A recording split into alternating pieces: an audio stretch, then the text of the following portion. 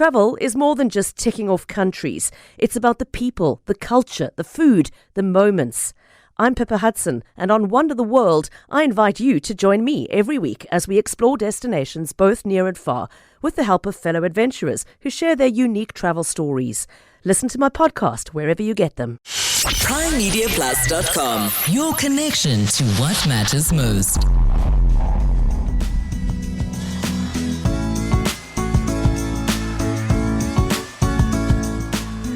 Welcome to Teen Junction, a podcast that supports parents of teenagers on their ever-changing, unpredictable journey. I'm your host, Cindy Poluta, and as a parent of teenagers myself, I understand, sort of, the ups and downs. Every week, I'll be joined by amazing experts who will aim to help make sense of a variety of challenges that are thrown our way. We might laugh, we might cry, but by the end of it all, we'll walk away with tools to help us get through this time feeling assured and connected. You're definitely not alone, and you can join our community by following us on Facebook and Instagram at the Teen Junction, all one word. And speaking of those social media platforms, aren't we parenting through the most different times at the moment? And I'm sure every generation has said that. But ours is unique in that we are the first generation to be parenting the social media era, where every day it feels like there's a new app, a new platform, and just when you think you're on top of it all, the goalposts move again. Now, I don't want to sound like one of those people who says back in my day, but back in the day, the bullying took place in the playground. So fast forward a generation, the internet and being online has opened our children up to a whole new world of cyberbullying. Everyone at some point or another could experience cyberbullying. And because I am a public figure, I'm more likely to be cyberbullied than most people. I remember when I first started my career, the internet was still new and our profiles and our email addresses were put on the station website.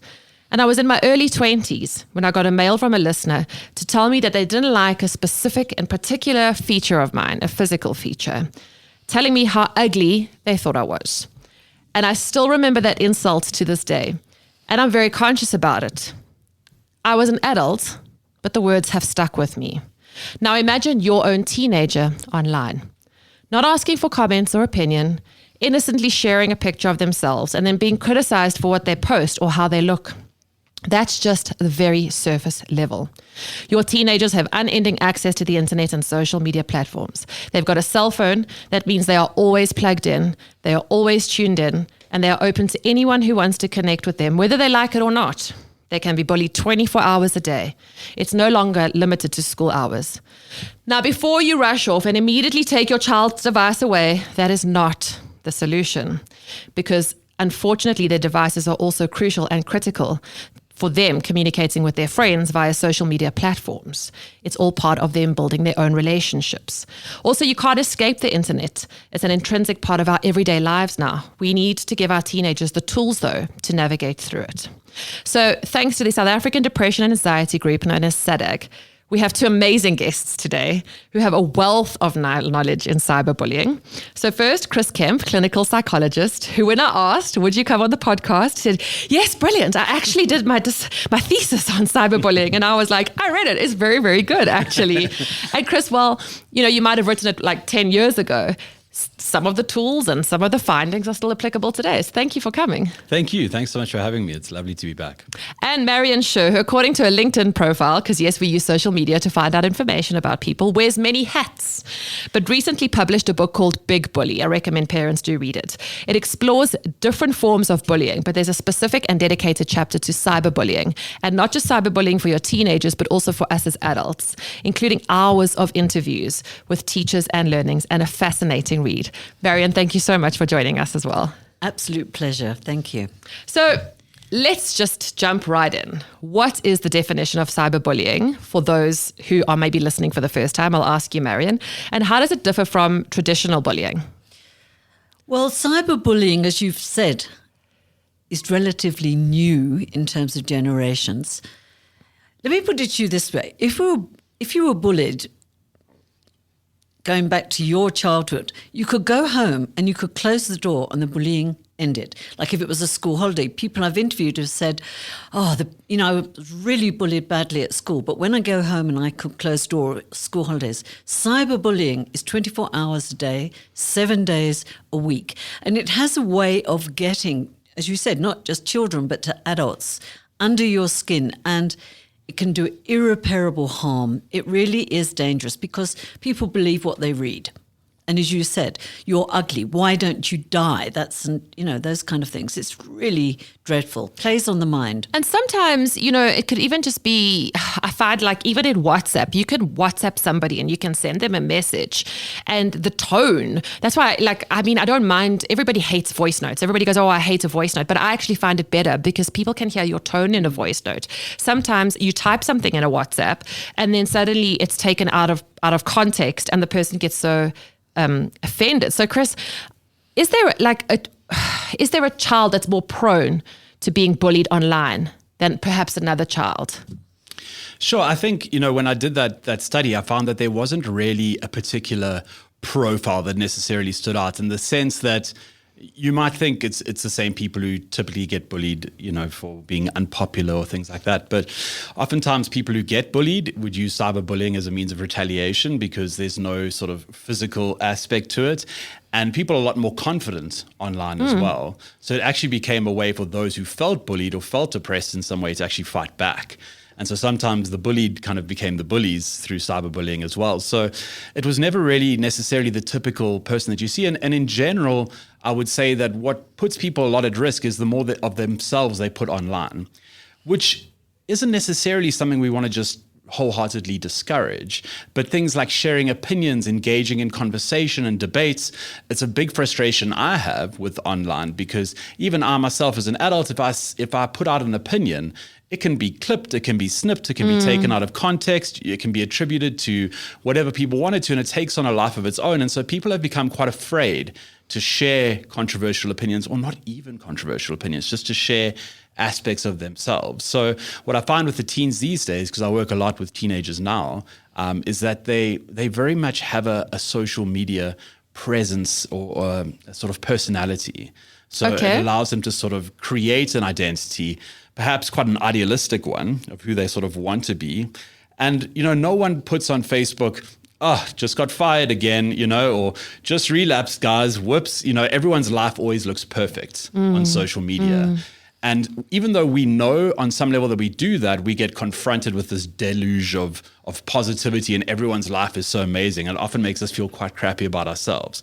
Because, oh my word, look how beautiful this girl in my class is. And she's just, she's just so naturally beautiful. Meanwhile, she took 6 hours with a light and a ring light making the perfect selfie, but tries to make it look like just got out of bed, guys. So, it's very, very tricky in that sense. But sorry, I'm perhaps going off your question. No, just in terms of the profile. You raised a good point there because teenagers do have like kind of this is who I am online and this is who I am in like real life. And you could have the quietest little mouse at home for a teenager, but online they're a completely different type of person. And for parents, I think it's very important to note that kids without a private following accounts who allow any follower from anywhere who they may or may not know opens themselves up more, right, to being cyberbullied.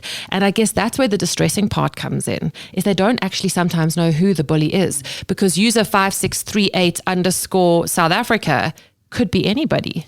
And a big part of cyberbullying can be that I'm exposing an aspect of your real self that you did not want to present on your social media. But now I know you in real life, Cindy, and I'm like, oh, well, Cindy's actually, I can write whatever I want about you.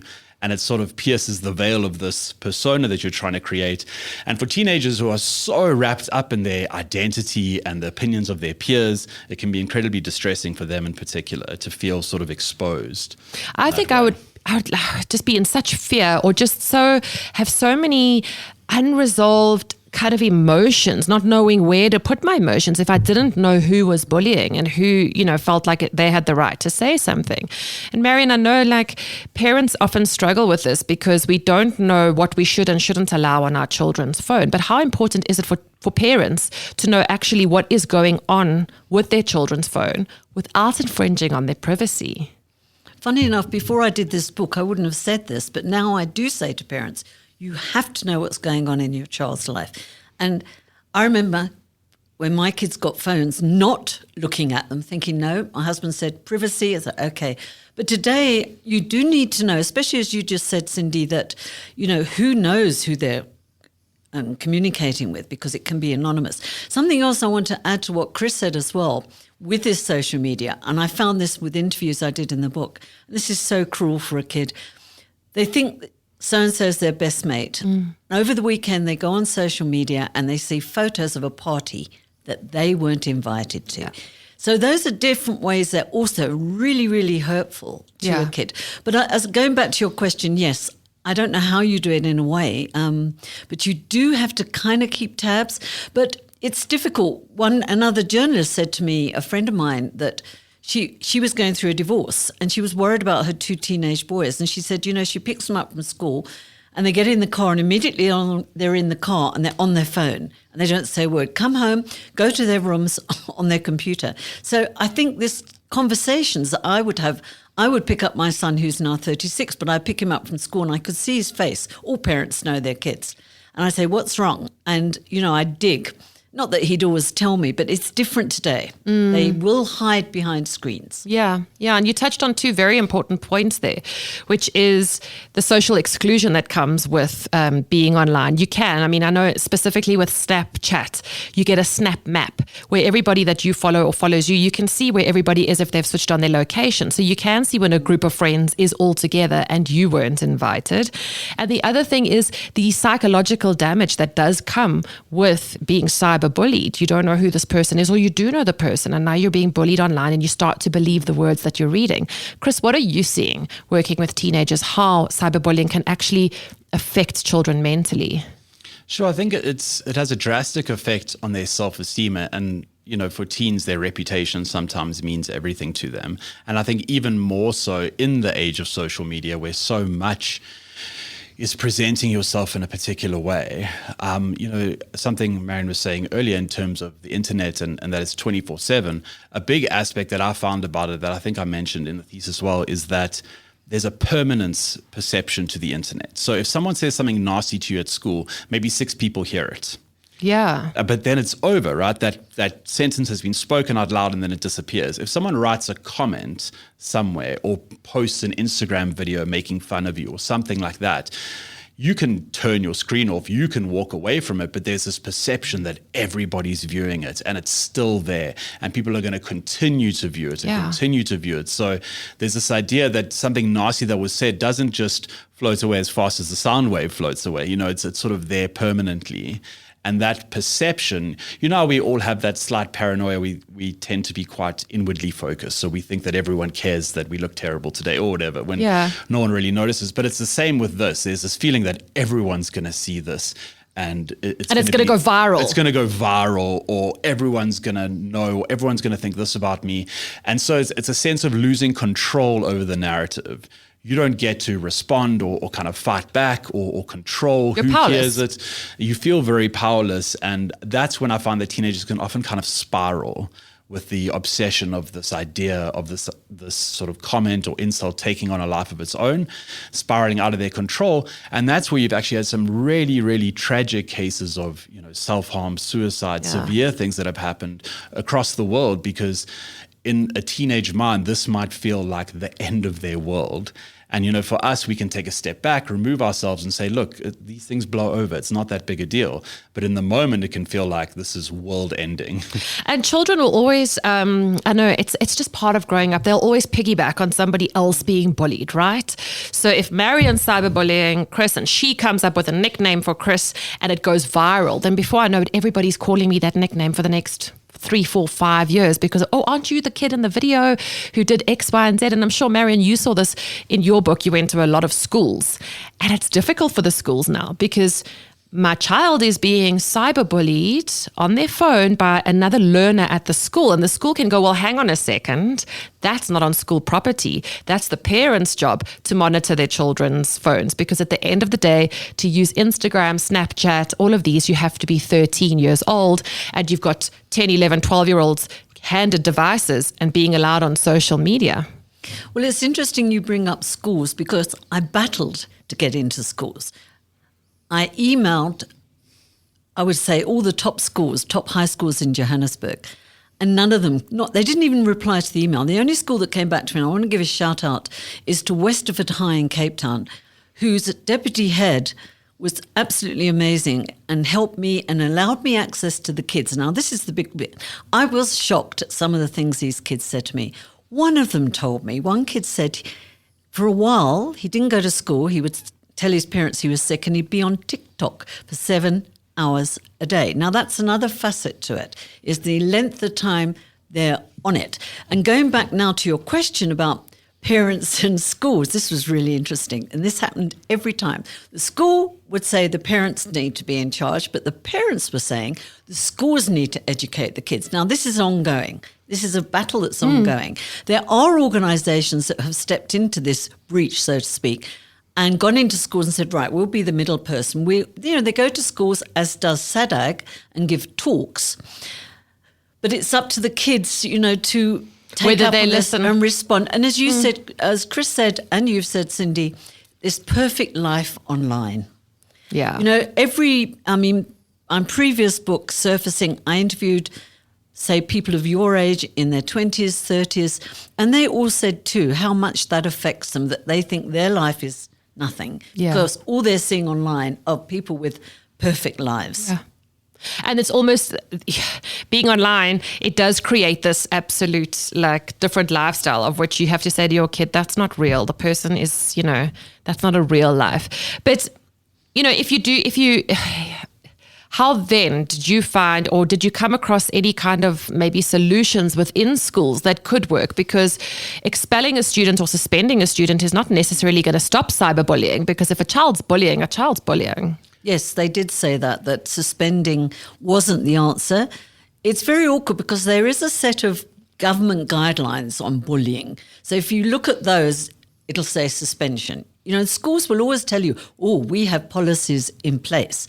But, it's very difficult because also it's he said, she said. So a parent will come to you and say, my child's being bullied. But what I did find was, in fact, sometimes their child was the bullier. Yeah. And, the poor heads of schools, and I did speak to one head of a school as well, down here in Johannesburg, who said to me, that was it. It was the he said, she said. And they said it puts the school in a very difficult position. And who knows, if you go to one kid and you go to another, they're sticking up for their mate. Yeah. It's a very, very difficult problem to get to the root of where the bullying comes from. And the other thing I want to say is the bully, very often you'll find they come from a family of bullies.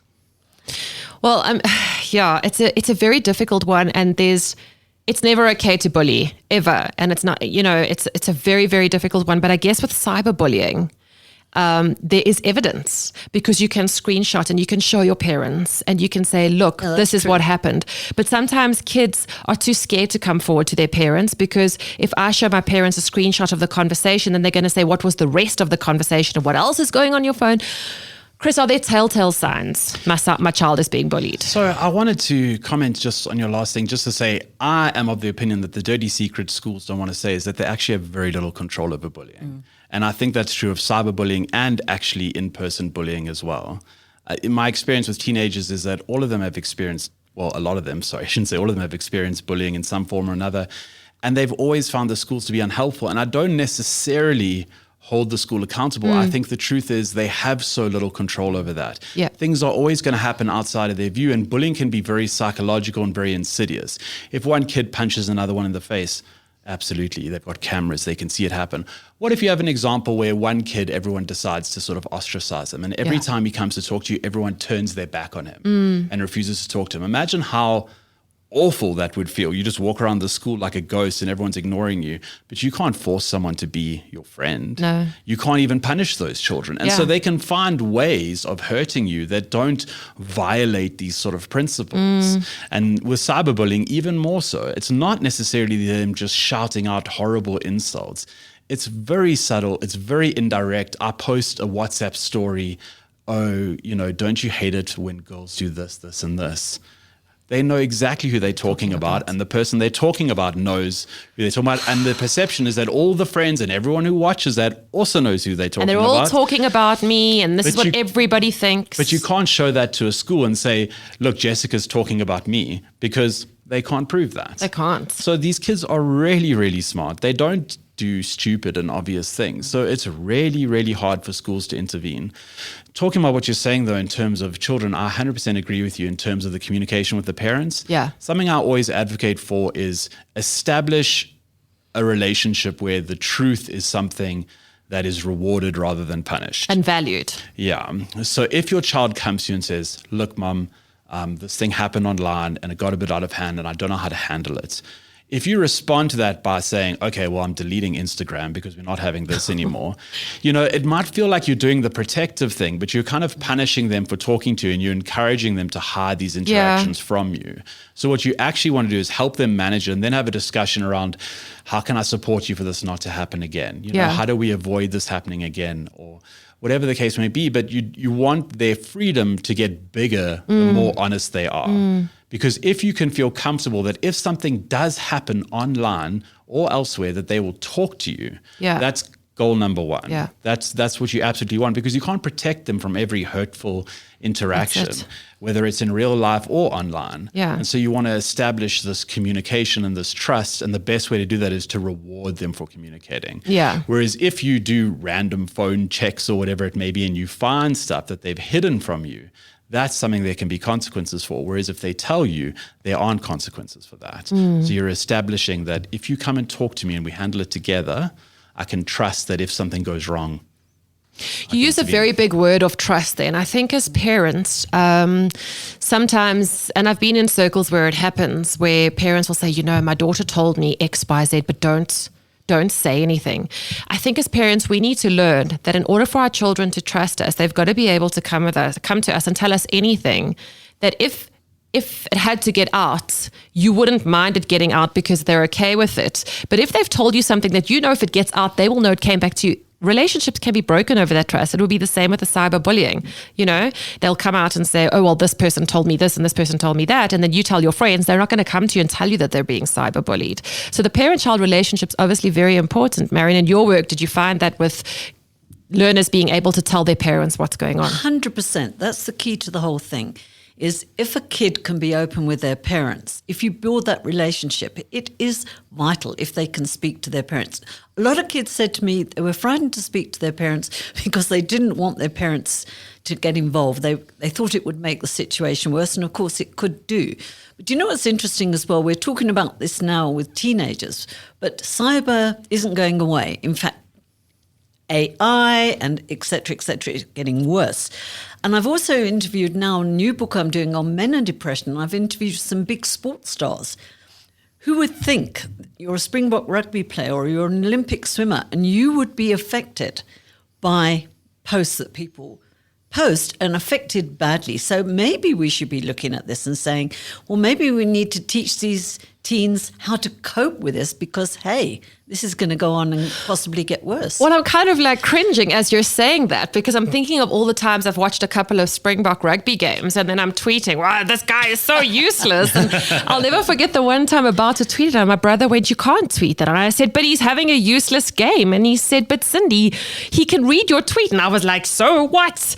And now that you said, my kids could be in the room going, oh, so it's okay for you to go online, Mom, and then actually tweet about it.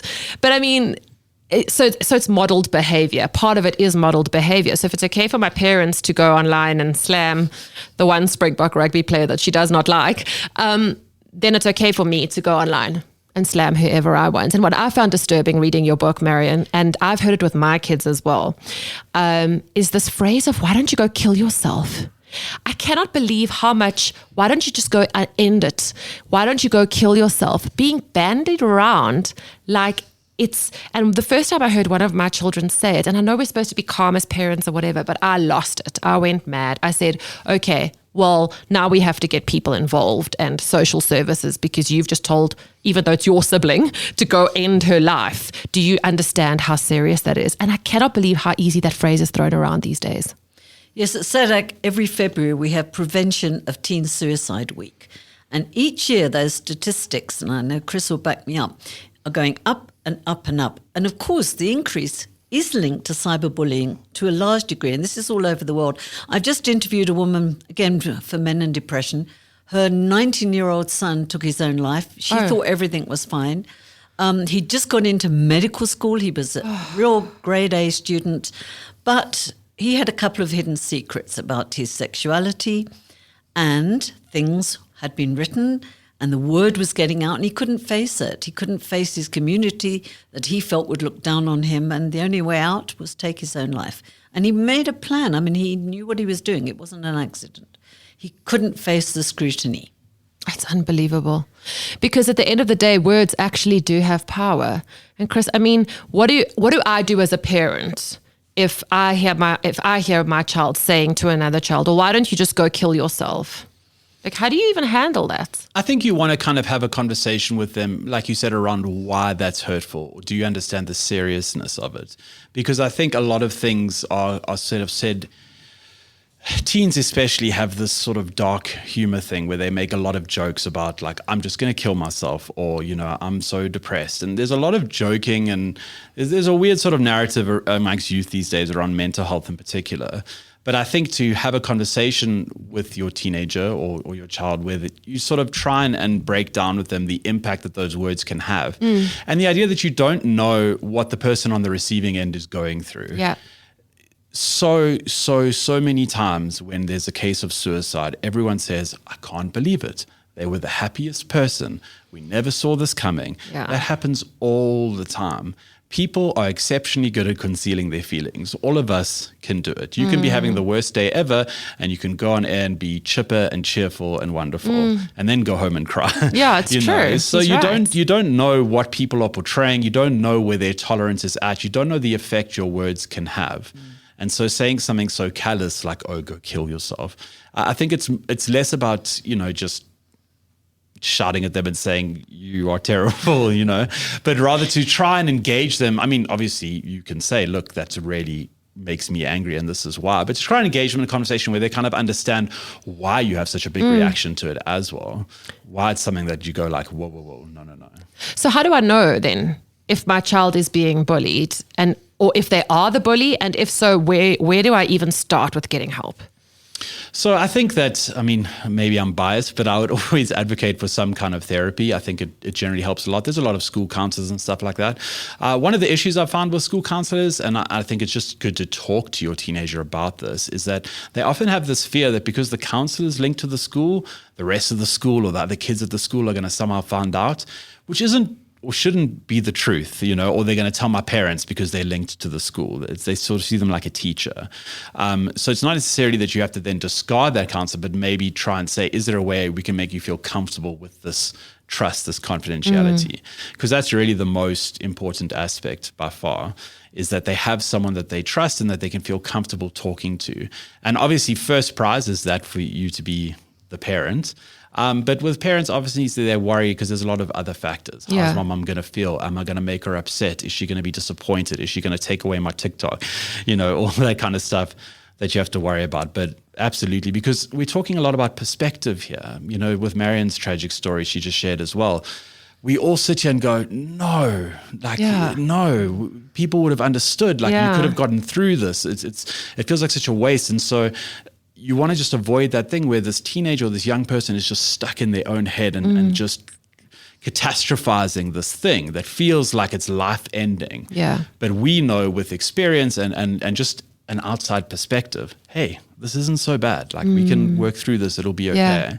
And so they need that perspective. And that's where there needs to be that externalizing of what they're going through. So someone can actually help give them that perspective. And they're not just internally snowballing this feeling into something potentially dangerous.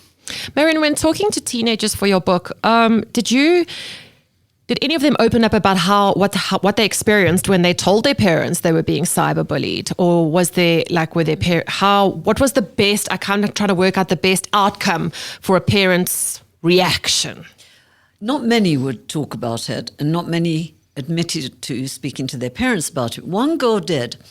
And in fact, I knew the mother, and the mother came to me and said, let me tell you what happened. And her daughter had been really cancel cultured at school, exactly what Chris was saying. And it was around the COVID time, but they were allowed to go to school. And this girl came to school and she had a slight cough. And suddenly online she sees keep away from this girl because she's got COVID, and how dare she come to school, and it was rubbish. She had to get a doctor's certificate, come and prove it. But she'd gone to her mother and told her this. And the mother went to the school, and the school actually handled it really well. Yeah. But I've got to go back to what Chris said about school counsellors. I got that exactly what you said. We don't want to go to the school counsellor because we think then it'll get to the teachers and so on. So I also think something else to mention for parents listening to this is that not every child obviously will be affected the same way. Yes. And we're talking about teen suicide. Generally, that child will be suffering from some kind of clinical depression that drives them to that. And that needs to be dealt with. You know, people say, oh, well, how can a child have depression? Well, of course, we've had at SADAG, I think the youngest suicide was 6, and that was a number of years ago on the East Rand. Kids, if they are suffering from whether it's clinical depression or mild depression, they do need help, and they do need someone other than the parents to speak to. So that is important that people understand this. As I said, SADAG go into schools and speak to the children. And then they'll say to the kids, anyone got any questions? And no hands go up at the time. But afterwards, they will speak, and they'll come quietly to the counsellors and say, can we tell you this? Can we tell you this? So I think parents need to be aware of their kids' emotions and what's going on. Don't dismiss it. Oh, they're miserable, or they don't want to go to school today. I think in this day and age, and with the cyber age, you've got to be very attuned to your kids' moods and how they're feeling. And difficult to read because they're teenagers and they have hormones. But Chris, do I need to worry that if my child is a cyber bully, that's going to carry on into adulthood? I think to some extent, depending on the type of, if it's very vindictive, if it's very intentional, then I do think you have to worry about it because we need to teach children empathy. So a huge part of what makes cyberbullying so insidious is that there's this lack of a feedback loop. So I can say something horrible about you online, and I do now, but I don't know you, or, I don't get to see your response in real time. Or if I say it to you in person and your face falls and you look upset, I might feel guilty, I might feel remorseful. It's sort of, I can make throwaway comments thinking it's a joke and not realizing how it's affecting someone. And because there isn't that feedback, that was a huge thing that came up in the research that I did, was this idea of also accidental cyberbullying, where people pile onto something, like you mentioned, thinking it's a joke. But when a joke goes too far in person, you can see the person's face and everyone sort of knows, whoops, maybe we've taken it too far. Whereas when it's online, you don't have that feedback, and it just goes on and it gets bigger and bigger, and everyone piles on, people making more jokes. The person on the other side could be inconsolable and we wouldn't know. Yeah. We think they're part of the joke. But if you're talking about intentional, vindictive sort of cyberbullying, absolutely. I think there's 2 aspects to it. One is, are you hurting? Are you hurting other people because there's something going on in your life? Are you angry, depressed, upset? Are you full of rage? Are there things happening I don't know about? So you can come with a place of concern as well, while still not condoning the behavior. But also you want your children to understand empathy. And that's really the big aspect to it. So if I'm understanding you correctly, like if your child is the bully, I mean, obviously there's got to be consequences, which can be decided as your own family, but there will be an underlying issue as to why they are doing the bullying. A lot of the time, absolutely. I mean, I always say you can understand behavior. It doesn't mean you have to accept it. So we understand the behavior. We can try and understand what's driving this, what's causing this. Okay, you feel depressed or you feel angry. So we don't condone the behavior. This isn't an acceptable outlet. This isn't an acceptable way to express that anger or sadness you're feeling. So there's consequences for that. But we're not just saying, you're a terrible child, I'm taking away your phone for 6 months. Yeah. We also want to find out what's going on here. Yeah. What's happening with you? Why are you doing this? Yeah. Every child needs to be instilled with empathy. And I think for parents, parents are always quite surprised that there's such a thing as screen time. You can actually monitor your child's device via screen time. I know Apple has specific screen time set up on their devices, where if your child's on an Apple and the adult's on an Apple, you can actually control what access they have apps to, how long they're on the apps for, etc. And I know Google's got the same one. I think it's called Google Family, is the same thing. But it's starting to feel like a lot, Marion, when we have to be doing homework, working a full day's job, still coming home, cooking supper, everything. And now I must worry that Jack has been online for too long and could be cyberbullying somebody, and now I must still check his social media. It's almost impossible, Cindy, to keep that kind of control. I remember when the internet started and I asked an expert, how do I protect my children from going online and finding bad stuff? In 2 words, he said, you can't. They're going to find a way of finding it. And it's the same with cyberbullying. What I do want to say is the subtitle of Big Bully is an epidemic of unkindness. Yeah. And I think Chris really has come up with a good point. You need to teach your children empathy and lead by example, show kindness. When you go into, and I really noticed this when I was researching the book, you go into a shop and you buy stuff, you go up to the teller and they're racking up your stuff. How many people say thank you or please? They're very simple things. I'd love to see a nationwide campaign, just like I remember many years ago, zap it in the zibby bin. So you throw your rubbish. And everyone knew that phrase, zap it in the zibby bin. Why not have a campaign where please, just simple, please and thank you, and respect for everyone of any colour, any culture, any race, and any disability. Treat everyone well. Yeah. And I think if schools and in general the public, we need to teach our children to be kind. When you're in a restaurant and the waitress, I've noticed this too, comes over and people say, Coke, please may I have a Coke? A Coke. And they put it down and they carry on talking. They, having been a waitress in my student days, I'm quite aware of this. It's things like that. If your children see you act well, they will act well. Yeah.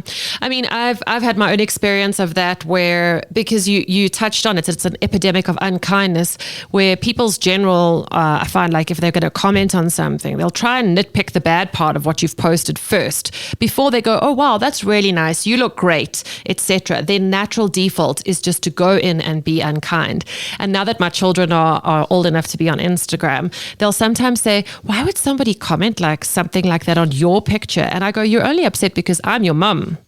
But you guys all say the same things about celebrities, and those celebrities are also human reading all of these posts as well. So I guess as parents, that's where the lesson comes, and we have to teach them to be empathetic, exactly like you're saying, Chris. If there's anything you could, I don't know, some gem you would like parents to know about cyberbullying or teenagers to know about cyberbullying. Sure. I think that you touched on screen time, and I always, speak a little bit in favor of the teens here in the sense that I think that we also have to understand that our experience is very different to a teenager today. When I was growing up, my mom didn't work. I grew up in PE. I could walk to all my friends' houses. I barely had homework. Well, I just didn't do it. I went home with friends after school. We hung out the whole day. My dad picked me up from work on the way home.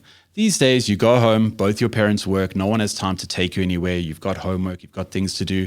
So it's often this war against screen time. But I always say, what would you like them to do?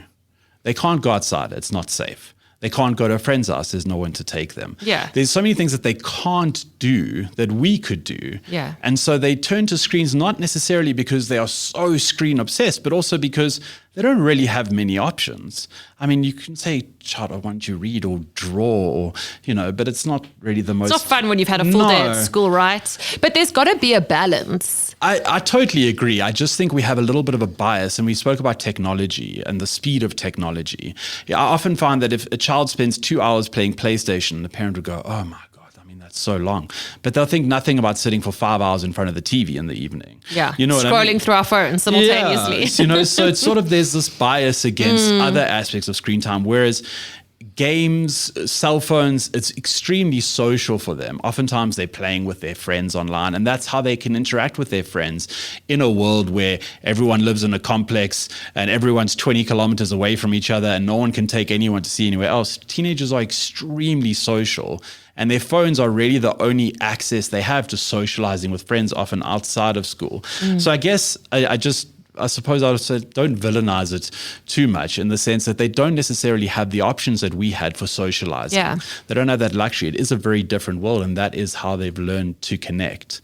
I think we're very nostalgic about our upbringing. We go, well, back in my day, we weren't all on our screens, but actually maybe maybe you were stuck at home and you were actually bored and lonely, and that got you depressed because you felt like you had nobody to talk to. Whereas the phone, if you had had a cell phone, you might have felt more connected. Absolutely. And I think it's about balance. If I could, my younger one would be on her phone all day, every day. She's 13. I mean, there would be no off. So we have to implement screen time. Otherwise, she's not getting to bed at a right time.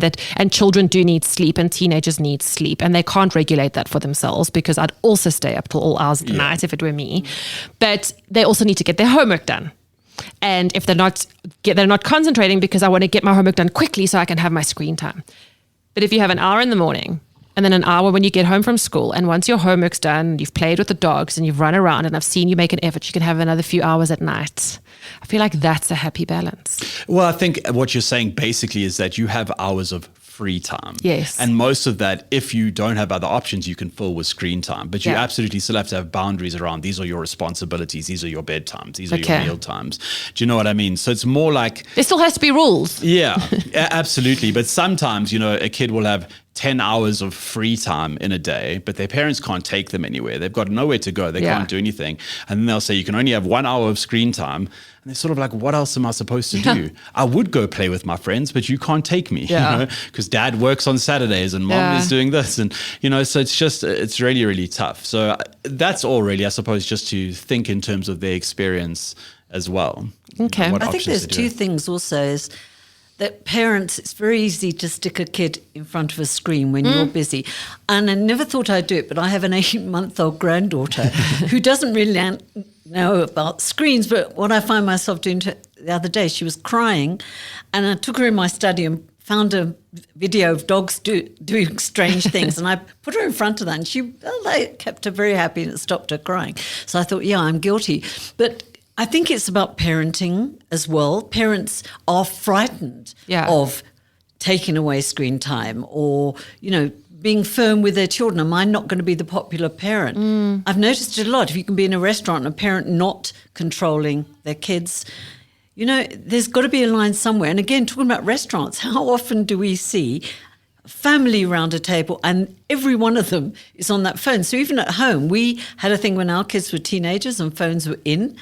No phones at the dinner table. And I still do it. My kids are both married, got children, and there's still no phones at that table unless there's a real emergency. And I think that's such a good example, restaurants, meal times, of a situation where you might prefer to be on your phone, but we are engaged in an activity together. And so you can put that boundary in place, right? It's not that your child's staring at the wall at home. It's sort of, we're having dinner together at a restaurant. That might be a bit boring for you, but I actually want us to connect and have conversation. So that's a situation where the pull of the phone is definitely a lot greater. But I think that's an example of where it's great to have that screen time boundary where you can say, but we are doing something together. Because I guess the more you're online, and the longer you're online, the more prone you are to just get wrapped up in that little world and post nasty comments. Well, they're designed that way. The apps are designed to keep you there. And then you're posting an ugly comment because you've been online for ages now, and all your morals and values have gone out the window, and you're on your phone, etc. Marion, any gems for parents that you have? One thing we haven't touched on, I think, is so important. What you just said, gaming. We haven't touched on gaming, and there's a lot of bullying that goes on in gaming. And you're talking about addiction. My goodness, this gaming, people get highly addicted to these games. And of course, you don't really know the people you're playing with. They're just names. They can give themselves any names. And I heard in my research, I'm not a gamer, I didn't know, but that came up quite often, the nastiness that goes on between gamers, to the point of it really affecting a child or teenager. So if I'm to take anything away from today's episode, it would be that parents do actually need to be actively involved in their children's online. And schools and parents speak to each other. Yeah. There's parents, what do you call it? The parent-student parent body, or the parent body, the governing bodies of school. If the headmaster or headmistress is doing nothing, I was told this, go to the governing body. Don't let it, sit. Bring outside people in. Phone SADAG. You'll give their number, you've got their numbers, and, do something about it if you feel it's an issue. One school told me they had a WhatsApp group and it got so nasty, they literally had to take it down thinking, well, that's it. But of course, another one sprung up in another way. It's very difficult to control, Cindy, and all I can tell you, my main advice is parents and schools speak to each other. Parents, teach your kids to be good human beings. I love that. And also, I think in terms of parent involvement, try and encourage that open relationship because your children can absolutely hide everything from you. You can check their phone every week. They'll just clear all of their chats. No, they They'll just delete delete it. all their history. You want them to come and talk to you, and you want to let them know, if you tell me something bad happened on Instagram, I'm not going to take away Instagram. I'm going to try my best to help in whatever way you want me to help. So don't jump in, like you said, don't run to the school and talk to the teacher if that's not what they want. Ask them, how can I help you? And I think to try and step into their world, because there's a lot about how they socialize, what feels very big to them that we might not understand. Step into their world and try and actually understand what their social sphere is like. Because you might think it's absolutely ridiculous that they're upset because poor Jessica, shame, she's getting a lot today. But Jessica made this WhatsApp story that is sort of like tangentially related to them. You might think, well, that's really stupid. But if it feels huge to them, it is huge to them. Okay. You know, how they perceive reality is their reality. So it doesn't really matter what you think. So try and step into their world, understand how they engage with each other, understand what these things mean, and allow them to tell you what it is that's upsetting them or why it's upsetting them, and allow them to tell you what support they need. Don't jump in with a solution. Ask them what the solution is. What can I do? How can I help? Because it also allows them to feel like they have control over the outcome of talking to you. Yeah. That them talking to you won't result in this runaway train where you go speak to the teachers and Jessica's parents, and then Jessica bullies you at school because, oh, you told me, what a loser. You know what I mean? That's all going on in their minds. So tell them up front, you can talk to me about anything, and I'll always discuss with you first how we're going to handle it. Thank you so much to the both of you. Time has definitely flown when you're having fun. We could talk about this for ages. If people would like to get hold of you, Marion, in any way? Yes, absolutely. If they contact a radio station, they will put me in touch with them. I'll put your details in the show notes. Okay. And you, Chris? So I work in the adolescent units at the Kiso Crescent Clinic in Randburg. So they can actually call there if they're looking for me as well. And I'm sure will be happy to pass on my details as well. So Great. Yeah. And remember, if you are listening to this podcast, you're not alone. If you or someone you know is being cyberbullied, you can reach out to SADAG 0800 567 567. For adult counseling, you can contact Lifeline. For under 18s, there's JPCCC, which is the Johannesburg Parent and Child Counseling Centre. And now that you've listened to this podcast, you're officially a member of the Teen Junction community. So why not take it one step further and follow us on Facebook and Instagram? You can get in touch with us there too. And if you've enjoyed this episode, or if there are any topics you think you should cover, feel free to let us know. Perhaps there's a guest you'd love us to host. You can email theteenjunction@gmail.com. So until next time, take care. But before you go, there's T's and C's. The information presented on this podcast is for educational and informational purposes. It does not substitute professional medical advice, diagnoses, or treatment. If you feel you need help, or you should always seek the advice of your doctor or qualified mental health provider. Never disregard professional medical advice or delay seeking it because of something you have heard on this podcast. This host is not a licensed medical professional, and while some guests on the episode might be, their opinions are their own, and listener discretion is advised. Until next time, take care.